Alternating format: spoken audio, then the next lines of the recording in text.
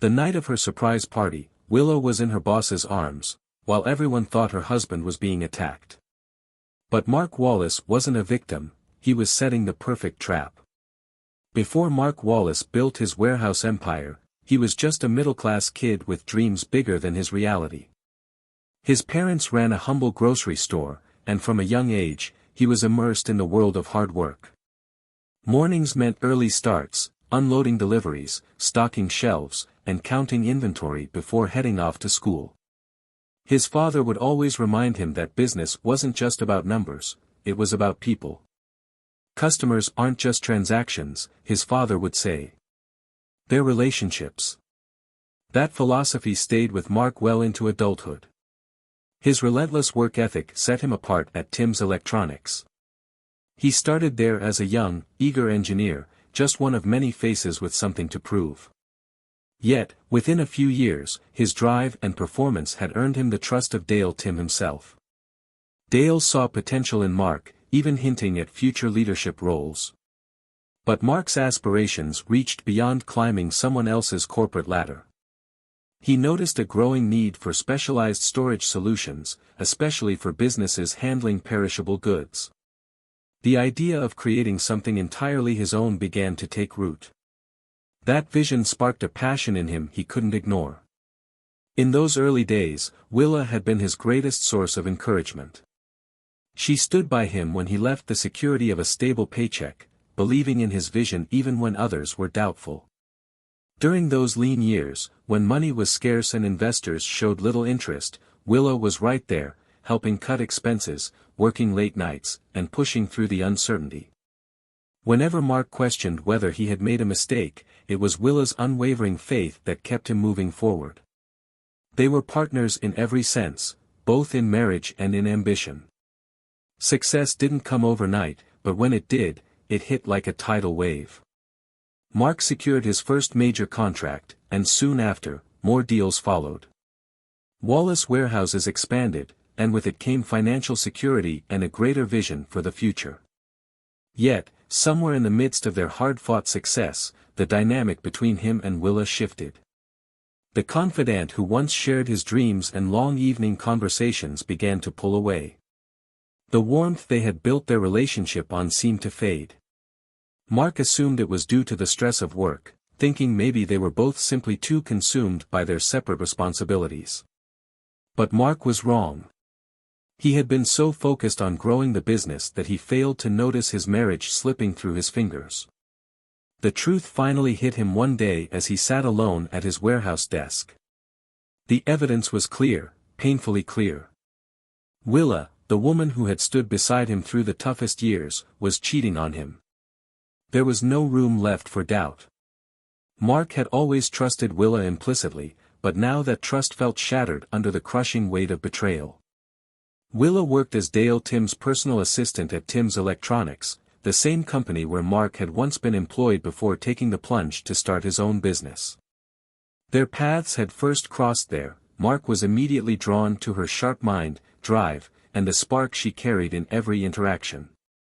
He pursued her earnestly, captivated by her wit and grace.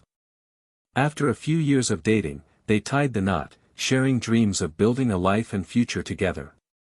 Starting his warehouse venture had been a bold and risky decision, but Mark saw a growing demand for both dry and refrigerated storage.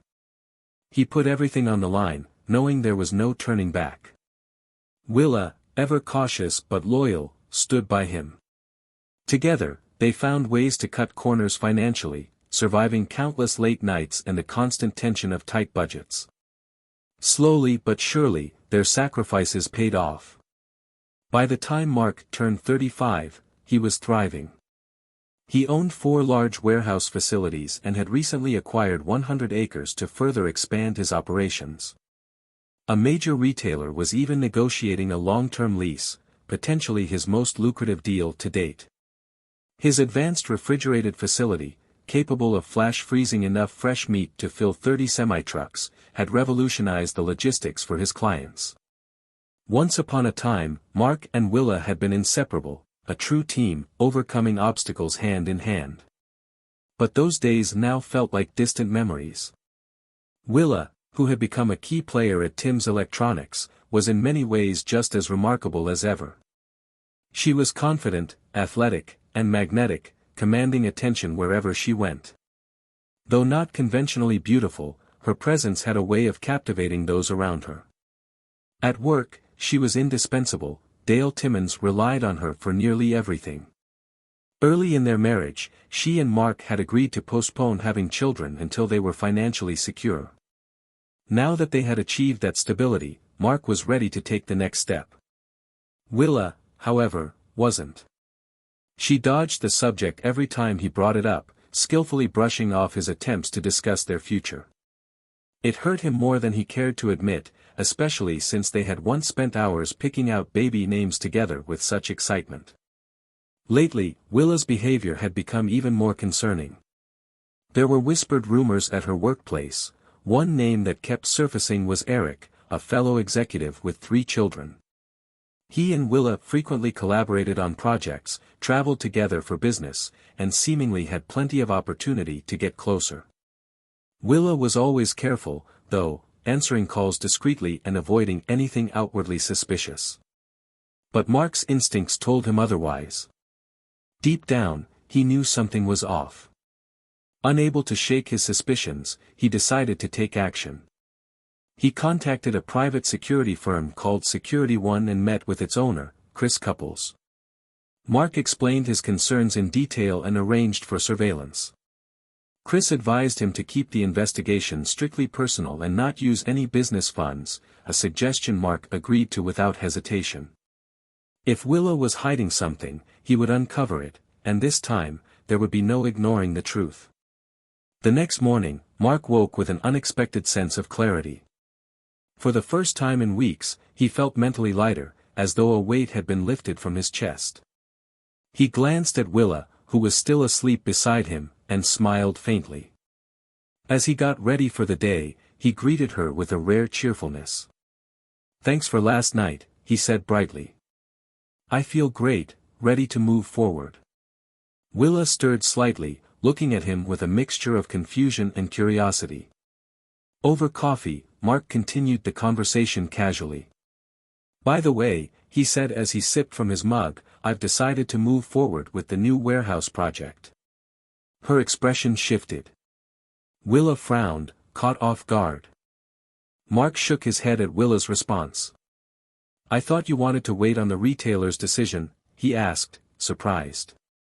He knew they were still hesitant, but Willa's attitude was different now. Instead of resistance, she surprised him by being unusually warm and affectionate, initiating closeness for the first time in months. The irony of the situation wasn't lost on him. Things came to a head at Tim's Electronics' annual spring party. As expected, Willa vanished shortly after their arrival, retreating into the crowd with Dale. Mark didn't react. By this point, he knew their routines well. He was no longer surprised, only resolute. With the foundation for his new warehouse underway, Mark decided it was time to act on his plan. Late that night, he sat in his office, the room bathed in dim light. He pulled out a sterile needle and reflected on the lengths he was now willing to go. If people who relied on pills could find a way to draw blood from their veins, then so could he. He tied a tourniquet around his arm, sterilized the skin with alcohol, and pierced the vein with precision. He watched the blood fill the vial slowly and steadily. Every move felt deliberate, calculated. Once the task was complete, he carefully disposed of the used supplies in a nearby clinic dumpster. It was just the beginning. A few days before Willa's birthday party, a grand event with lavish catering, a towering custom cake, and expensive decorations, Mark made another quiet trip to his office. Construction crews had begun prepping to pour the warehouse's foundation footings. That night, after Willa had fallen asleep, Mark took further steps. Retrieving a container of rat poison from the garage, he donned gloves and handled it with care. He pressed Willa's hands against the container, ensuring her fingerprints would be unmistakably imprinted on its surface. The next stage of the plan involved more meticulous work. He smeared blood on the end of a rolled towel and dragged it across the floors of their home, leaving red streaks that led straight to the garage, to the very spot where Dale often parked his car. It was a breadcrumb trail designed to speak louder than words. He then typed out a brief message and left it on the kitchen table. Willa, I was called away on emergency business. Enjoy your birthday. We'll celebrate when I return. There was no signature. Mark tucked an envelope of incriminating evidence, including proof of Willa and Dale's affair, inside his desk drawer. He knew authorities would eventually uncover it. A few splatters of blood stained the surrounding area and a small piece of plastic sheeting nearby, just enough to nudge investigators in the right direction. His trap was methodically constructed, each step designed to lead them down the path he had laid out. Once everything was in place, Mark left the house in the dead of night. He walked a few blocks and hailed a cab, instructing the driver to drop him near his warehouse construction site. From there, he trekked nearly 2 miles on foot to avoid leaving a direct trail. At the site, he allowed a few drops of blood to seep into the drying cement, planting another subtle yet undeniable piece of evidence. Afterward, he checked into a rundown roadside motel and paid cash for the room. He planned to lie low for about a week, just enough time for his plan to unfold and for the shock to ripple through everyone's lives. He knew once it hit, there would be no turning back. Mark Wallace had vanished without a trace. To the outside world, it was as if he had been swallowed by the earth. He had meticulously planned for this, ensuring he couldn't be tracked. Before disappearing, he had removed his phone's battery and destroyed any digital trails. His only connection to the outside world was now through local radio and television. By the following afternoon, news of his disappearance dominated headlines. Reporters confirmed that both Willa and Dale were now persons of interest in a potential homicide investigation. Mark leaned back in his chair, listening to the broadcasts in his isolated cabin. He allowed himself a small, satisfied smile. The trap had been sprung. Authorities had taken the bait, and the public was eating up the story. However, one detail caught him off guard: his face was everywhere. News outlets plastered his photo on every screen. It wasn't safe to move freely. If he wanted to stay hidden, he needed to blend in better. He resolved to alter his appearance by growing out his hair and beard, disguising himself over time. His temporary isolation became increasingly surreal. A week and a half into his disappearance, Mark was aimlessly flipping through TV channels when he stumbled upon a live press conference. The district attorney stood behind a podium, surrounded by cameras and microphones, reading an official statement. Mark had missed the opening remarks, but the key information hit him like a punch to the chest: Willa and Dale had been indicted for homicide. His heart pounded in his chest as he quickly pulled up the digital version of his hometown newspaper. There it was, plastered across the front page, proof that his plan had succeeded beyond expectations. A columnist even published an editorial condemning cheaters and the devastation of betrayal, a pointed piece that painted Willa and Dale as guilty in the court of public opinion. Mark chuckled at how smoothly things had unfolded, but his amusement didn't last long. Reality began to weigh on him. When he eventually reappeared, what would happen next? Could he be charged with fraud, obstruction of justice, or even worse crimes? He realized he needed to act swiftly, before the district attorney or detectives pieced together the truth. The next morning, Mark left the cabin and traveled to the nearest city by bus. At a small convenience store, he purchased a prepaid phone. When the clerk asked for identification, Mark fabricated a quick story, handing over cash and avoiding further questions. As soon as he powered on the device and made a call, he knew the risk of being traced was high. He kept his pace brisk, blending seamlessly into the crowd of pedestrians as he walked through the bustling streets. A police patrol car cruised by, its officers scanning faces along the sidewalk. Mark remained calm and composed, speaking deliberately into the phone. "Detective, I assume you've already sent units to track me down," he said, his voice steady. "I won't resist if they catch up to me, but don't expect me to turn myself in just yet. Let's not forget, your district attorney is just following the evidence I left for him. He's already spun this situation to his advantage." Mark hung up the phone just as a city bus rolled to a stop near him. He climbed aboard, dropping cash into the fare box and finding a seat by the window. As the bus pulled away from the curb, he watched the patrol car in his peripheral vision, knowing it wouldn't be long before the entire city was on high alert. But for now, he had the upper hand. Every move had been planned, every piece on the chessboard carefully positioned. It was all about staying one step ahead. "I wanted her to wear the scarlet letter," Mark murmured coldly, the weight of his words settling between him and his attorney. The lawyer leaned forward, exhaling sharply. "You've really gone all in on this, haven't you?" Mark didn't flinch. "I'm not holding back. I want Dale served with alienation of affection papers. If his company has a non-fraternization policy, I want him held accountable for getting involved with my wife." He paused for a moment, letting the bitterness sink in before continuing. "And someone needs to manage the media when I return. I won't be answering any questions about the affair, the party, or my disappearance. It's all going through my legal team." The lawyer nodded, jotting down Mark's instructions. "Got it," he muttered, scribbling furiously as Mark continued to outline the next steps. Later that day, Mark got a call from Kelly, an old friend of both him and Willa. Her voice was hesitant as she spoke. "Mark, I know you've got your reasons, but I really think you should talk to her." Mark scoffed in disbelief. "Why would I do that? After everything she's done?" "Because she's falling apart," Kelly replied softly. "Her family disowned her, not just because of the affair, but because of the homicide accusations. She's got no one left. She even called me yesterday, completely panicked. She's convinced Dale had you killed and set her up for all of this." Mark sighed heavily, the anger giving way, just for a moment, to something more complicated. "I get it. But I didn't want to destroy her life.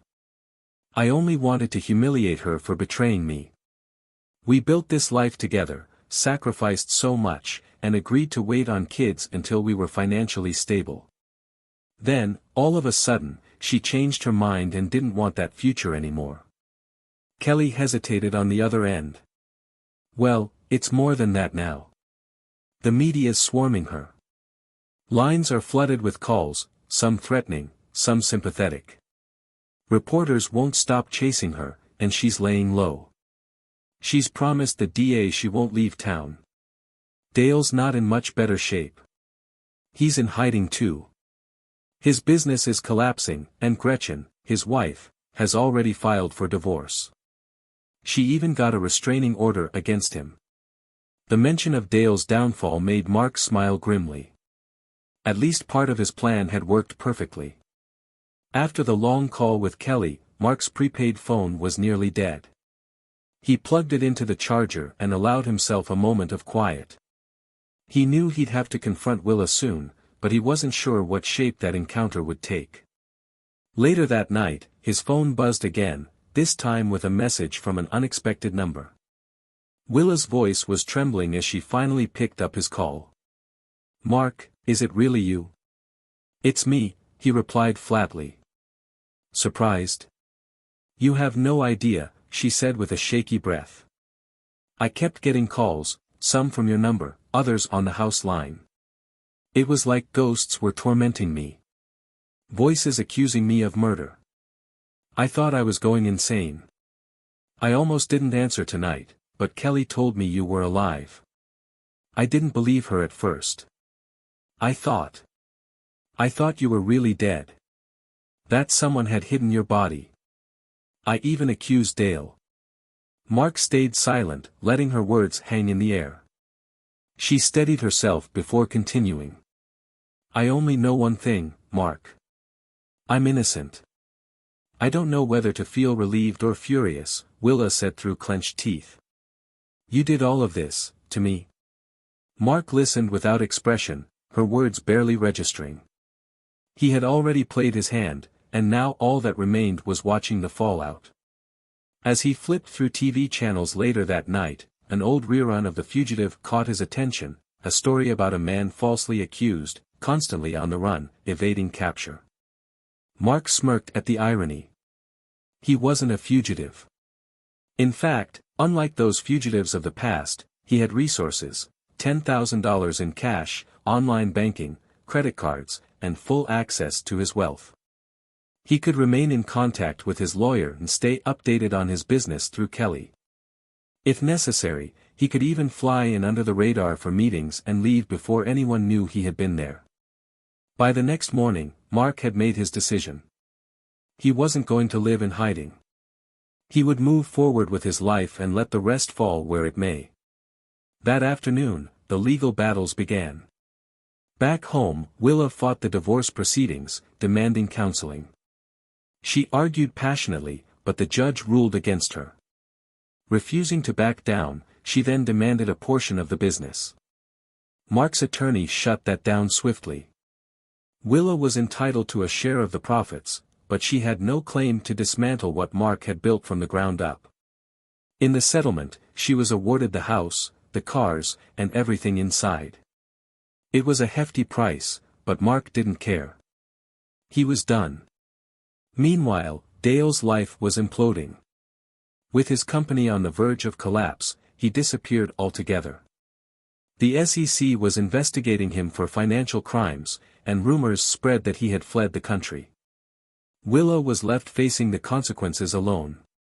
Eventually, Willa reached out to Mark, requesting a meeting. He agreed, though he remained guarded.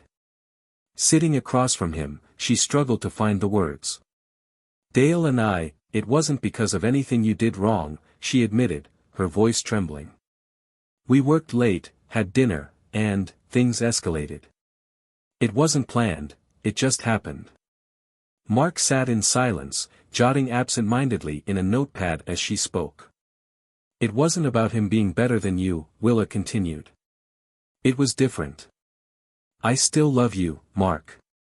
I want to stay married. I asked for counseling because I believe we can rebuild this. I know now how much I hurt you. Please, come home." Mark finally set the notepad down and looked her in the eye.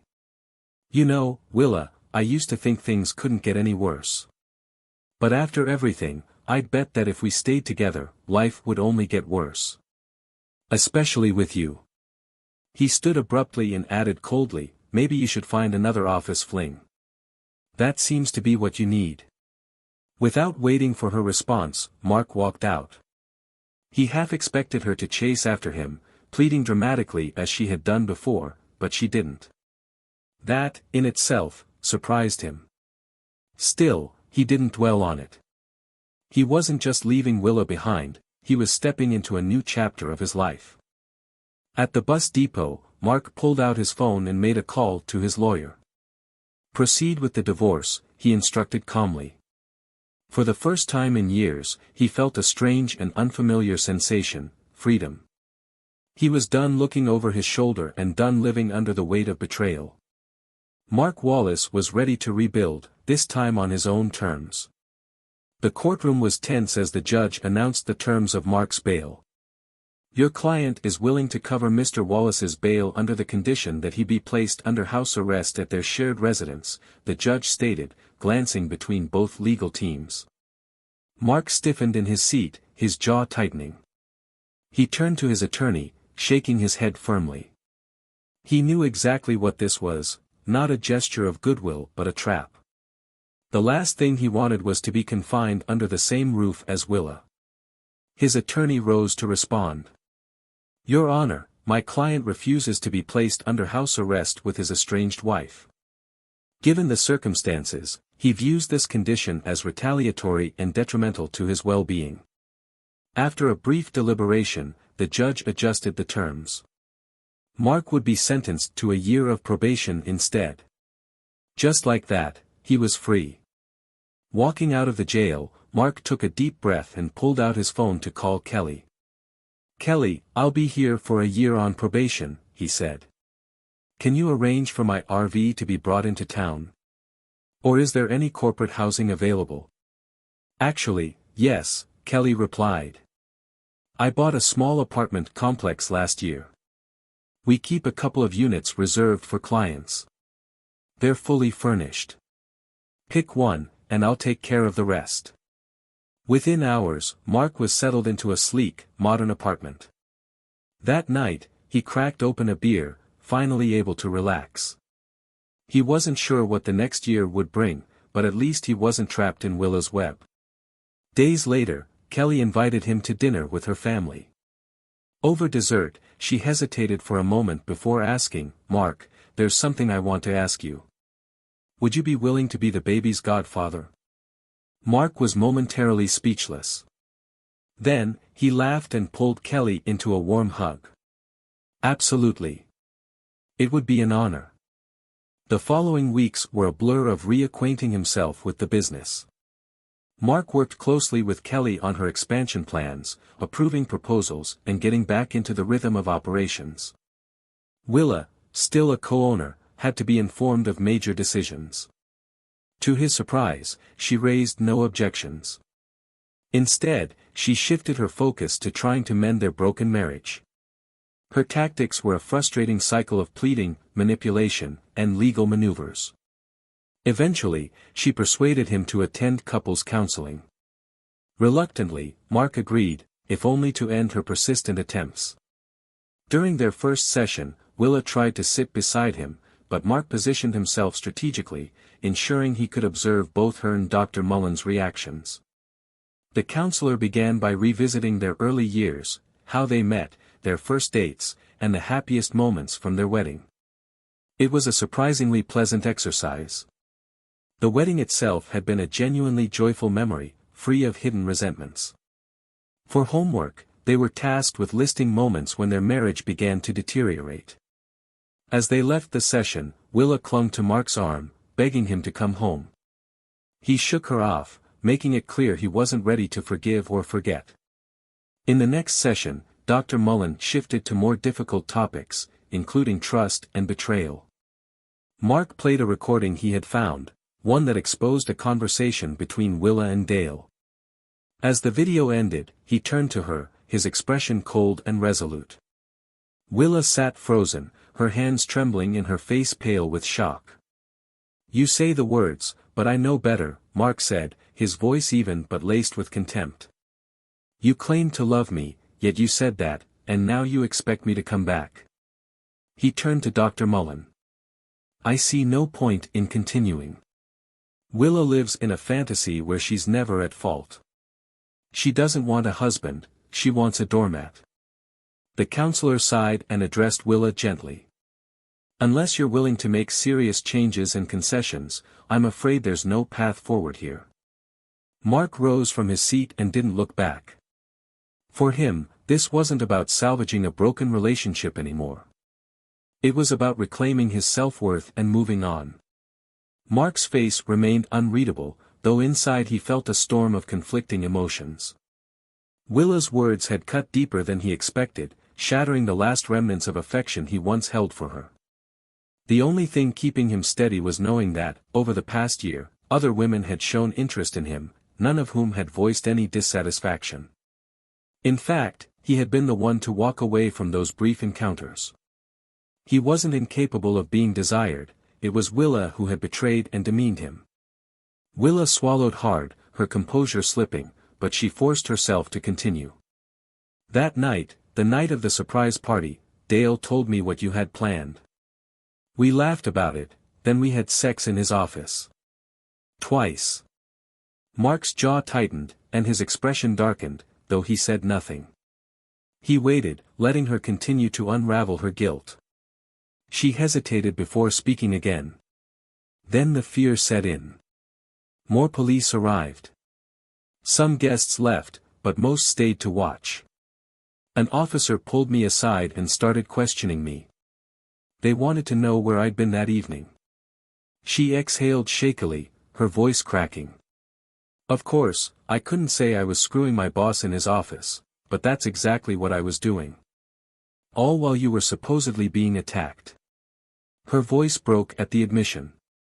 I felt sick, Mark. And I think that's exactly what you wanted, for me to feel that fear, that helplessness. And I did. Willa wiped at her tears but didn't stop. The rumors and speculation started flying. The police found plastic and duct tape with your blood in Dale's truck. They kept pressing me, asking about his business and our affair. And I began to wonder if Dale had actually hired someone to get rid of you. That insurance policy would have helped him a lot. She let out a slow, unsteady breath, her eyes filling with despair.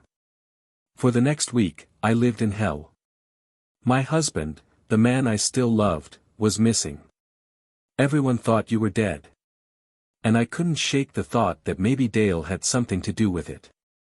Her breathing grew ragged as she fought to keep her emotions in check.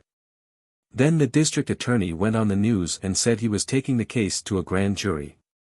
No one had even declared you legally dead yet, and I was already being accused of homicide. A broken sob escaped her lips as she covered her face, trying to regain control. After a long, heavy silence, Willa finally looked up at Mark, her face streaked with tears. "Did you hate me that much?" she whispered. "Did you really want to destroy me?" She looked lost, completely shattered, her voice trembling as she spoke. "I wanted to make things right, somehow. I kept telling myself I'd do anything to fix this. But no, you just let me know you were alive and then disappeared again." She laughed bitterly, the sound hollow and painful. "Kelly wouldn't tell me where you were. And then the rumors started again. People actually thought you died for real this time, that I was lying to shift suspicion away from myself." Willa's words hung in the air, her expression pleading for some kind of response from Mark. But he remained unmoved, his gaze cold and distant. For him, this wasn't about forgiveness. It was about justice, and he wasn't sure if she'd ever truly understand that. "I knew you were sneaking back into town to handle business," Willa said, her voice cracking with emotion. "But you never once reached out. You never tried to see me." She exhaled slowly, her shoulders sagging in defeat. "At least you left me enough money to survive." Mark crossed his arms, his gaze hard and unyielding. "You keep saying you want our marriage back. But which version, Willa? The one where we planned for kids, built a life together, and dreamed of a future? Or the one where you came home only to sleep after spending your days in your boss's bed?" Willa opened her mouth to respond, but Mark held up a hand. "No. I listened to you. Now it's your turn to listen." She shrank back slightly under his piercing stare. "You claim you want to be married to me," he continued, his tone cold and measured. "Yet you also say you need to work endless hours to keep Tim's electronics afloat. So tell me, Willa, where do I fit into that? When exactly do you plan to be my wife again? Or is that something you'll squeeze into your schedule between board meetings and affairs?" Willa winced at his words but stayed silent. "Maybe you should just start scheduling your affairs like business meetings. It'd be more efficient," Mark added bitterly. "And if all you're looking for is warmth and companionship at night, get a dog. A dog will love you unconditionally. A dog will be loyal. A dog will forgive you." He leaned in slightly, meeting her eyes one final time. "But I won't." Without another word, he turned on his heel and walked out, leaving Willa sitting frozen, hollowed out by the weight of his words. She stared blankly at the empty space where he had stood, her mind racing. All she had left was Tim's electronics, the company had become her entire life. But what if Mark was right? What if all the sacrifices she was making weren't worth it? What if no one truly cared about her beyond her title and position? In the months that followed, life moved forward without Mark in her orbit. Kelly, on maternity leave after the birth of her son, James, leaned on Willa for support. Mark, now named James's godfather, took his role seriously, stepping up whenever Kelly needed him. Willa, surprisingly, embraced her role as godmother too, doting on James and later offering to be the godmother or honorary aunt to any future children Kelly might have. Over time, Willa learned to let go of some control at work, building a capable leadership team she could trust. The company's success no longer rested solely on her shoulders. Meanwhile, Mark's visits to town became more frequent and meaningful. During each trip, he oversaw business operations with a steady hand, reinforcing his leadership without making waves. These visits were productive, focused, and, most importantly, free of personal entanglements. But Mark's focus wasn't just on work. He carved out time to bond with Kelly's children, taking them on camping trips, visiting amusement parks, and playing the role of the fun and dependable godfather. Kelly, determined not to let James grow up as an only child, had more kids in the years that followed. Each new pregnancy brought Mark back to town temporarily, balancing his duties at the company with his growing family of godchildren. Through it all, Mark flourished in this new chapter of his life, one where he was no longer defined by Willa's betrayal or the shadows of their broken marriage. He had found his own version of happiness, surrounded by those who genuinely valued and cared for him. Willa, on the other hand, was left to grapple with what she had lost and whether she could ever truly rebuild her life without him.